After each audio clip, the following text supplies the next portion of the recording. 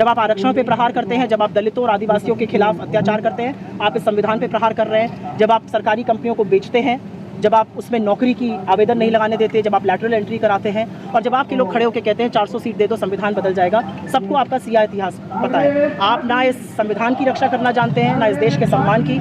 आपने तिरंगे तक का बहिष्कार किया। तो भारतीय जनता पार्टी से हमें कोई सीख नहीं चाहिए।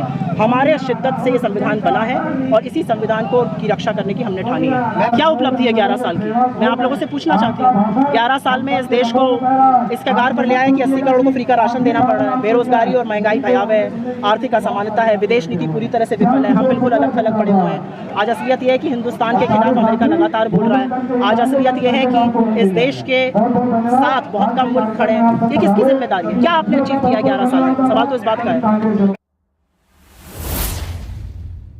उत्तर प्रदेश की राजधानी लखनऊ में कांग्रेस ने संविधान बचाओ सम्मेलन का आयोजन किया। आपको बता दें कि केंद्र व प्रदेश नेतृत्व के निर्देश पर संविधान बचाओ सम्मेलन का आयोजन किया गया। इस सम्मेलन में राष्ट्रीय प्रवक्ता सुप्रिया श्रीनेत मुख्य अतिथि के तौर पर शामिल हुईं। वहीं इस कार्यक्रम में पूर्व मंत्री नसीमुद्दीन सिद्दीकी सहित पार्टी के तमाम पदाधिकारी और कार्यकर्ता मौजूद रहे। कार्यक्रम के दौरान सुप्रिया श्रीनेत बीजेपी पर कस के बरसी। उन्होंने कहा कि संविधान सभी को बराबरी का हक देता है। जाति जनगणना का श्रेय राहुल गांधी को जाता है और देश के लिए राहुल गांधी ने जो भी लड़ाई लड़ी है उसे पूरा देश देख रहा है।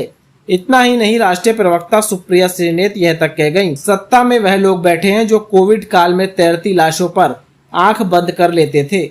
वहीं कार्यकर्ताओं को संबोधित करते हुए कहा कि आप लोग कांग्रेस के सिपाही बनकर इस संगठन को मजबूत करिए। पत्रकारों से वार्ता करते हुए क्या क्या कह गयी, आइए आपको वो भी सुनवाते हैं।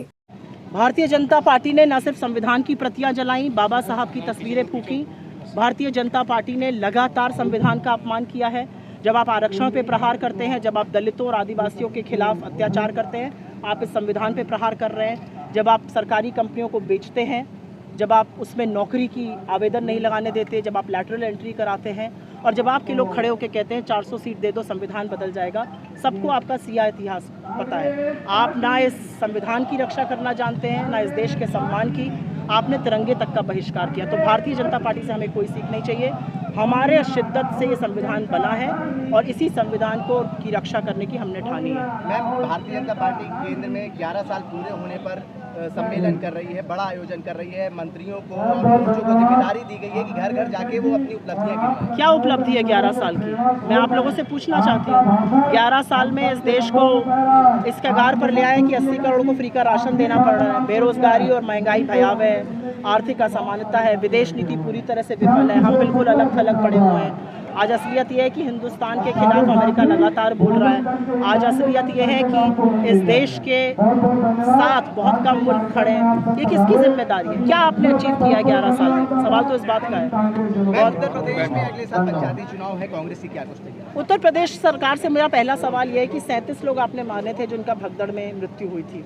अब पता चलता है कि आपने 5-5 लाख देकर लोगों का मुंह बंद करा दिया, उनसे बुलवा दिया कि किसी और वजह से मृत्यु हुई है। 82 मौतें हुई हैं। इसका जिम्मेदार कौन है? उत्तर प्रदेश की सरकार इधर उधर की बातें करने से पहले कुछ नैतिकता भी दिखाए। जाति जनगणना पे कुछ कहेंगे? जाति जनगणना राहुल गांधी जी की एक बहुत बड़ी विजय है। उनका एक लक्ष्य है जिसको वो लेकर चल रहे हैं और वो सुनिश्चित करेंगे कि जातिगत जनगणना के माध्यम से सबको समान अधिकार मिले। जो दलित, पिछड़े, आदिवासी, माइनॉरिटीज़, गरीब सामान्य वर्ग के लोग इस विकास के प्रोसेस से बाहर रह गए हैं, उनकी गणना हो और वो भागीदारी और हिस्सेदारी निभाएं। असलियत यह है कि नरेंद्र मोदी इसका विरोध करते रहे, लेकिन आज उनको नाक रगड़ के इसको मानना पड़ रहा है। मैम, एक आखिरी सवाल, बिजली निजीकरण को लेकर जो विद्युत कर्मचारी हैं वो प्रदर्शन कर रहे हैं। मुझे ऐसा लगता है यूपी से ज़्यादा महंगी बिजली शायद ही किन्हीं राज्यों में हो और इसके बारे में सरकार को गहन चिंतन करना चाहिए। जिस तरह से एक के बाद एक उपक्रम बेचे जा रहे हैं और जिस तरह से बिजली का निजीकरण करने की बात है, ये सर्वथा गलत है। जो लोगों की लोकप्रिय चीज़ें होती हैं वो करनी चाहिए। धन्यवाद।